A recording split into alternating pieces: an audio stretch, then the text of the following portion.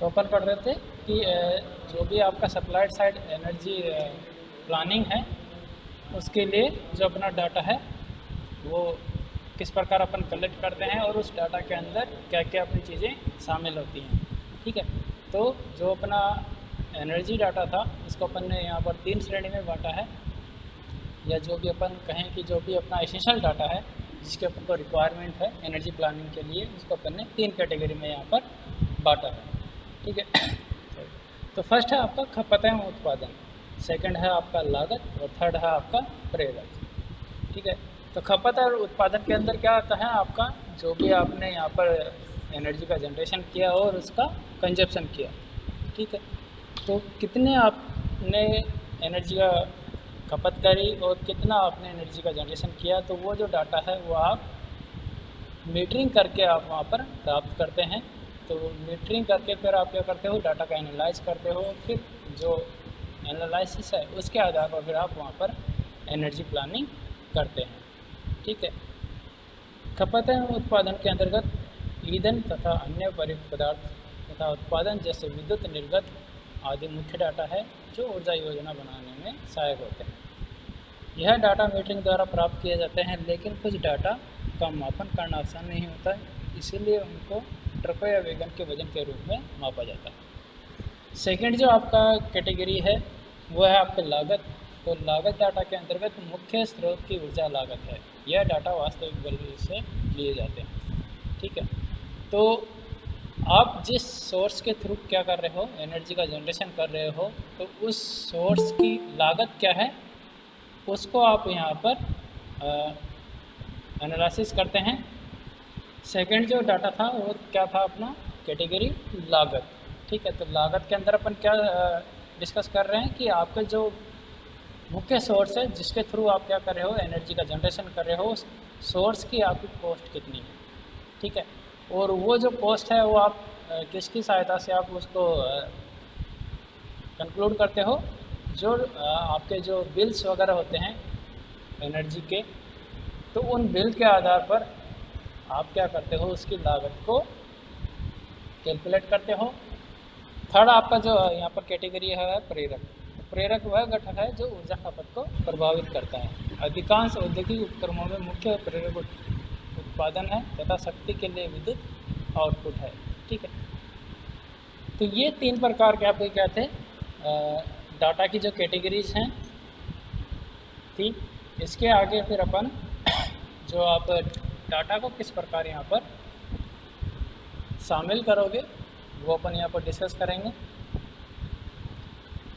तो अगर अपन किसी पावर प्लांट की बात करें तो शक्ति प्लांट के डाटा के मुख्य स्रोत निम्नलिखित हैं। ठीक है, तो अगर मान लो अपन किसी भी जनरेशन प्लांट है आपका जो कि आपका एनर्जी का जनरेशन कर रहा है, तो यदि अगर अपन उसके डाटा की बात करें तो उसके कौन कौन से सोर्सेज हैं वो अपन देख लेते हैं। तो फर्स्ट जो सोर्स है वो आपका उत्पादन सांख्यिकी। ठीक है, तो इसके अंदर आप क्या कंक्लूड करते हो, जो भी आपका बॉयलर है उस बॉयलर के अंदर आपका कितना स्टीम जनरेट हो रहा है। ठीक है, तो जो स्टीम की आपकी अमाउंट है उसके आधार पर आप क्या करते हो, जो भी आपकी जनरेशन कैलकुलेशन है वो आप वहाँ पर करते हो। सेकंड जो सोर्स है वो है आपका पदार्थ खपत रिपोर्ट, या आप कहें मटेरियल कंजप्शन रिपोर्ट। ठीक है, तो इसमें जिस सोर्स के थ्रू आप क्या कर रहे हो, एनर्जी का जनरेशन कर रहे हो, तो उसका कंजप्शन आप कितना कर रहे हो, साथ ही साथ उसका जो ख़रीदने में आपका कितना कॉस्ट आपका लगा और कितना एफिशिएंसी के साथ आपका वो जो सोर्स है वो यूज़ हो रहा है, उसका कितना परसेंटेज आप उसका यूटिलाइज कर पा रहे हो। तो वो सारी चीज़ें आप जो भी आपका मटेरियल कंजप्शन रिपोर्ट है उसके अंदर उसको शामिल करते हो। थर्ड जो आपका सोर्स है वो है आपके जो मटेरियल है, या अपन कहें जो मेन सोर्स है जिसके थ्रू आप एनर्जी जनरेशन कर रहे हो, तो उसके अलावा बाकी जितने भी आइटम्स हैं उन सभी आइटम्स की क्रय रिपोर्ट, मतलब उनकी जो परचेजिंग जो रिपोर्ट है उस परचेजिंग रिपोर्ट भी आपका क्या है, एक सोर्स है आपके जो भी जनरेशन प्लांट है उसके डाटा के लिए। फोर्थ जो सोर्स है वो है व्यर्थ निष्पादन रिपोर्ट, मतलब जो आपका जो भी वेस्टेज निकलता है किसी भी पावर प्लांट से, तो उस वेस्ट को मैनेज करने के लिए आपको कि क्या क्या करना पड़ रहा है, तो वो होती है आपकी व्यर्थ निष्पादन रिपोर्ट या वेस्ट मैनेजमेंट रिपोर्ट। ठीक है। फिफ्थ जो सोर्स है वो आपका विभिन्न विभागों एवं कार्यशाला की लॉग शीट। ठीक है। तो उस पावर प्लांट के अंदर आपने जितने भी डिपार्टमेंट्स बना रखे हैं, अलग अलग टाइप के डिपार्टमेंट्स बना रखे हैं, तो उन सभी की जो लॉग शीट है, तो लॉग शीट का जो डाटा है वो भी आपको प्लांट के डाटा के लिए एक सोर्स की तरह वो क्या करता है, आपका कार्य करता है। तो यहाँ पर अपन नहीं करेंगे कि किसी भी प्लांट को अगर अपन कंसिडर करें तो जनरली 5 प्रकार के सोर्सेज के थ्रू अपन डाटा उसका डाटा क्या करते हैं, कलेक्ट यहाँ पर करते हैं।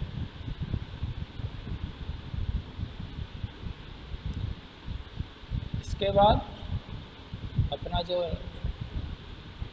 अब अपन बात करें कि जो आपका पर कैपिटा एनर्जी कंजप्शन है, तो मान लीजिए कि अपन पर कैपिटा एनर्जी कंजप्शन का यहाँ पर डाटा अगर अपन देखें, तो अगर अपन इंडिया की बात करें तो भारत में प्रति व्यक्ति ऊर्जा खपत में वृद्धि निम्न प्रकार हुई है।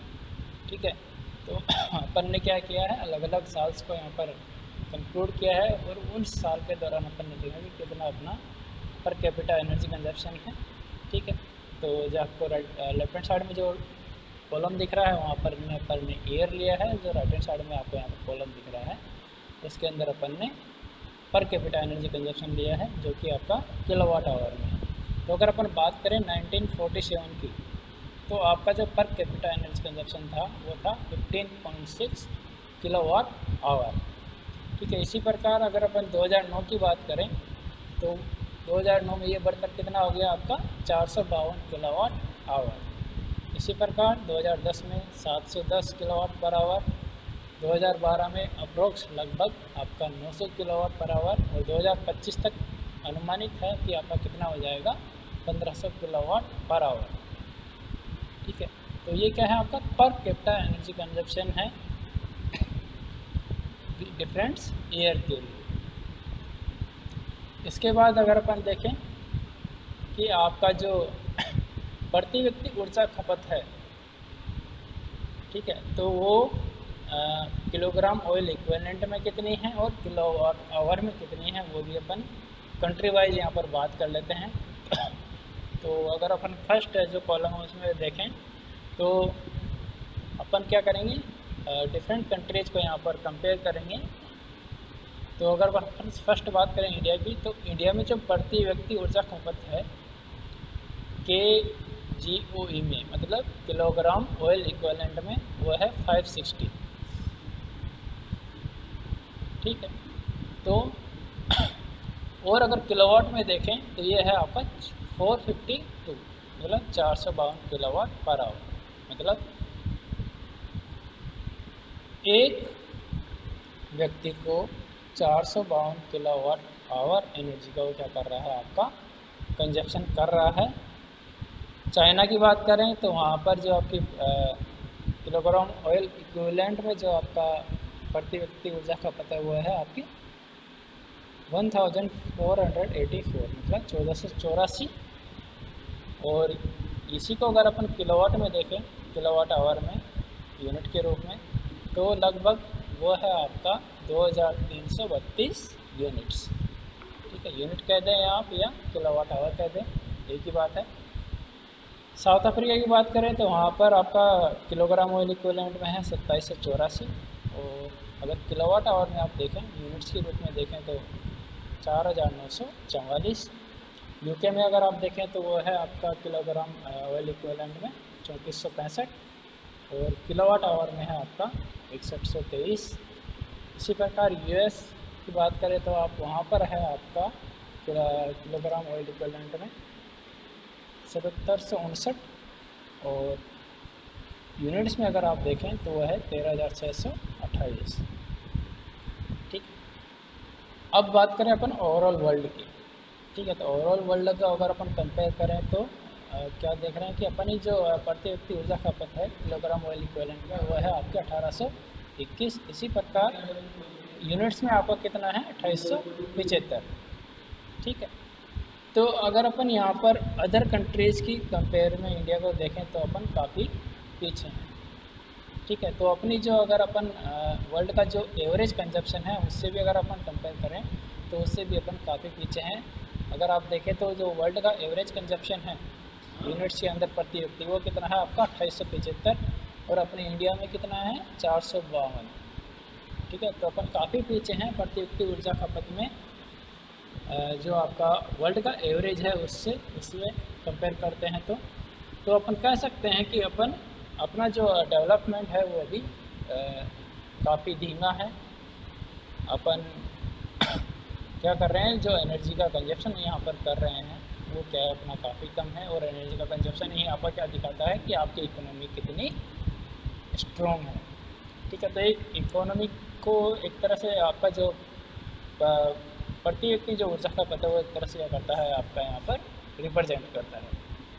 उपरोक्त दोनों सारणी से स्पष्ट है कि भारत में प्रति व्यक्ति ऊर्जा खपत विकसित देशों तथा विकासशील देशों से काफ़ी कम है, तथा विश्व की प्रति व्यक्ति ऊर्जा खपत से भी कम है। भारतीय अर्थव्यवस्था में वृद्धि के लिए आवश्यक है कि प्रति व्यक्ति ऊर्जा खपत में वृद्धि, मतलब आपकी जो प्रति व्यक्ति ऊर्जा खपत है उसमें यहाँ पर आपकी क्या होनी चाहिए, वृद्धि होनी चाहिए। तो अपन कह सकते हैं कि अपनी जो इकोनॉमी है वो क्या कर रही है, ग्रोथ यहाँ पर कर रही है।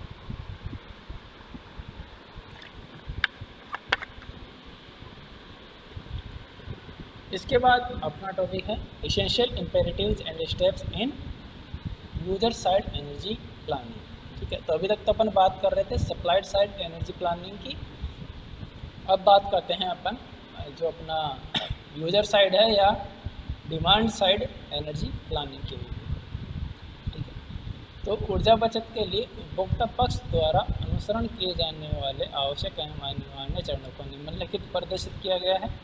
जो भी आपके स्टेप्स हैं यूजर साइड एनर्जी प्लानिंग के, वो कौन कौन से स्टेप्स हैं। तो सबसे पहले क्या करेंगे, एक अपन बेस केस की यहाँ पर स्थापना करेंगे। सॉरी, ये आपका जो बेस केस है उसकी अपन यहाँ पर क्या करेंगे, एस्टेब्लिशमेंट करेंगे, उसकी स्थापना करेंगे। तो जो आपका बेस केस है वो अपन यहाँ पर किस प्रकार निर्धारित करेंगे वो भी देख लेते हैं। तो विश्लेषक आधार केस का निर्धारण करता है तथा ताकि उपभोक्ता पक्ष प्रबंधन के प्रभावों की इससे तुलना की जा सके एवं प्रत्येक प्रकार के उपभोक्ता के लिए आधार के निर्धारण किया जाता है। बेस केस का निर्धारण उपभोक्ता की मांग तथा ऊर्जा पूर्व अनुमान के अनुसार किया जाता है।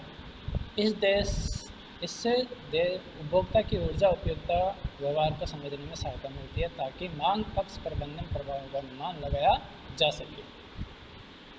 ठीक है। तो यहाँ पर अपन क्या करते हैं कि जो भी आपका बेस केस है वो जो आपका कंज्यूमर है उसकी एनर्जी की डिमांड क्या है, एनर्जी का जो उसका पैटर्न है कंजप्शन करने का वो क्या है, तो उसका अनुपान अपन जो अपना बेस केस है उसका एस्टेब्लिशमेंट करके यहाँ पर अपन लगाए जा सकते हैं ताकि जो अपना डिमांड साइड एनर्जी प्लानिंग है उसके लिए फिर अपन यहाँ पर क्या कर सकें,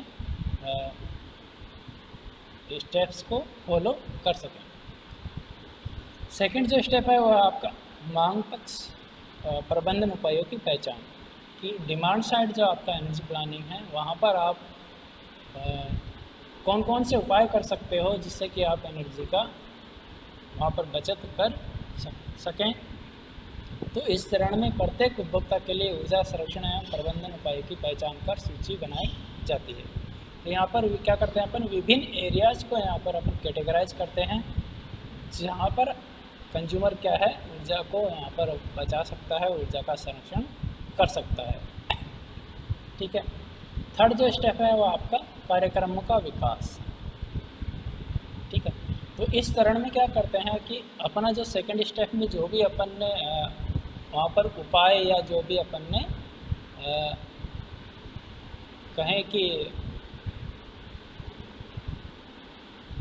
जो भी अपन ने वहाँ पर स्टेप्स फॉलो करे हैं या जो भी मेथड्स अपन ने एनर्जी कंजर्वेशन के वहाँ पर फाइंड करे हैं, उनको क्या करेंगे यहाँ पर प्रभावी ढंग से लागू करेंगे थर्ड स्टेप के अंदर। ठीक है, तो उसको लागू करने के लिए अपन क्या करेंगे, यहाँ पर विभिन्न प्रकार के प्लान्स बनाएंगे, कार्यक्रम बनाएंगे और उनको इम्प्लीमेंट वहाँ पर करवाएंगे। इस चरण में, द्वितीय चरण में पहचान किए गए उपायों को प्रभावी ढंग से लागू करने के लिए कार्यक्रम निर्धारित किए जाते हैं। इसके अंतर्गत निम्न प्रक्रिया आती है। ठीक है, तो सबसे पहले क्या करेंगे कि अपन जो अपना कार्यक्रम है, जो भी अपनी जो प्लानिंग है, उसका विवरण यहाँ पर अपन बनाएंगे कि इस पर्टिकुलर कार्यक्रम का क्या एम है, उद्देश्य है और इसकी सक्सेस के लिए या इसकी उन्नति के लिए क्या क्या उसके अंदर योजनाएं हैं। ठीक है, कार्यक्रम को लागू करने में बाजार में आने वाली समस्या को दूर करने की योजना।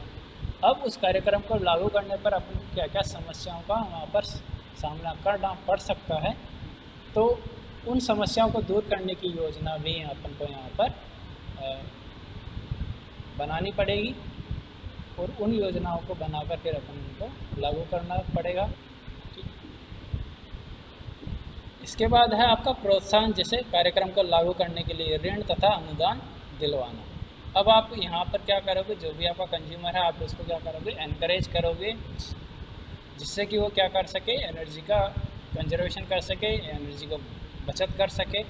तो प्रोत्साहन के लिए आप क्या करेंगे, यहाँ पर जो भी आपका अनुदान है वो ऋण है वो आप किस प्रकार आप उसको प्राप्त करेंगे।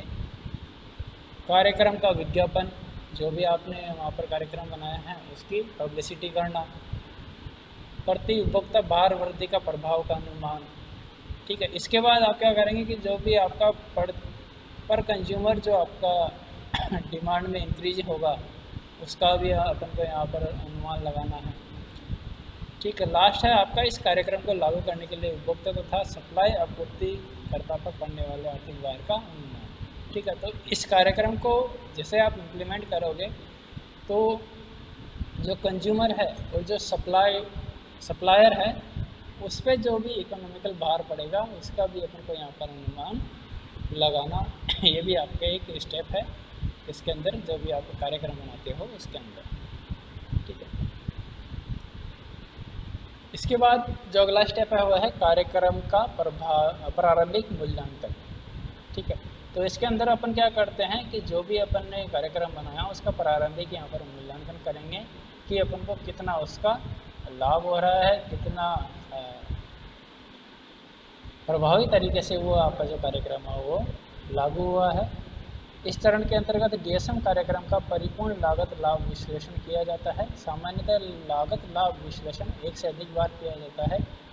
घटनाओं की पुनरावृत्ति से स्पष्ट होता है कि सर्वश्रेष्ठ तथा प्रभावित लागत कार्यक्रम का अनुसरण किया गया है। ठीक है, तो अपन यहाँ पर जो एनालिसिस करते हैं, विश्लेषण करते हैं, जो भी आपका कॉस्ट प्रॉफिट का जो एनालिसिस है वो अपन यहाँ पर बार बार करते हैं। तो बार बार करने से क्या होता है कि अपन को एक आइडिया लगता है कि अपने जो कार्यक्रम है उसको प्रभावित तरीके से यहाँ पर लागू किया गया है।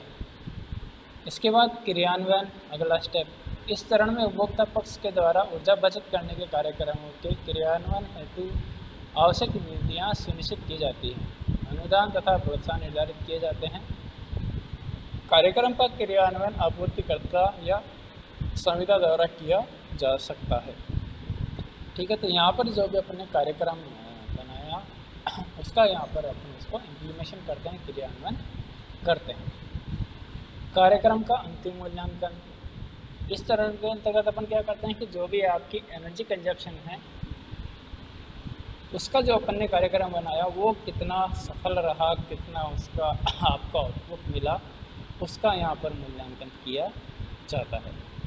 ठीक है, तो इसके अंदर अपन क्या देखते हैं कि इस कार्यक्रम के जो आप इम्प्लीमेशन के दौरान आपने कौन सा मेथड अप्लाई किया, क्या क्या आपको प्रॉब्लम आई, और ये भी फाइंड किया जाता है, ज्ञात किया जाता है कि आपको कितनी ऊर्जा की बचत हुई, साथ ही साथ आपने कितना एनर्जी के डिमांड को कम कर सके और कुल कितना आपको प्रॉफिट हुआ। तो इन सभी चीज़ों का अपन क्या करते हैं, एनालिसिस करते हैं किसके अंदर, जो आपका कार्यक्रम का अंतिम मूल्यांकन होता है उसके अंदर। ठीक है, तो इस मूल्यांकन के लिए अपन क्या करेंगे कि जो भी आपका कार्यक्रम है उसके अंदर ये देखेंगे कि आपने उसको इम्प्लीमेंट कराने के लिए कौन सा मेथड यूज़ किया, उस मेथड को इम्प्लीमेंट करने के बाद आपको क्या क्या प्रॉब्लम्स आई, और इम्प्लीमेंट करने के बाद जो आपकी एनर्जी इन डिमांड है वो कितनी कम हुई, और आपने कितनी एनर्जी का वहाँ पर सेविंग की।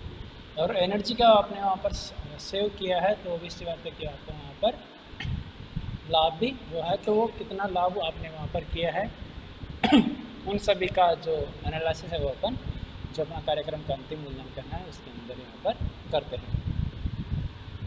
ठीक है, तो ये था अपना जो सप्लाइड साइड एनर्जी प्लानिंग के जो डिफरेंट स्टेप्स थे वो। तो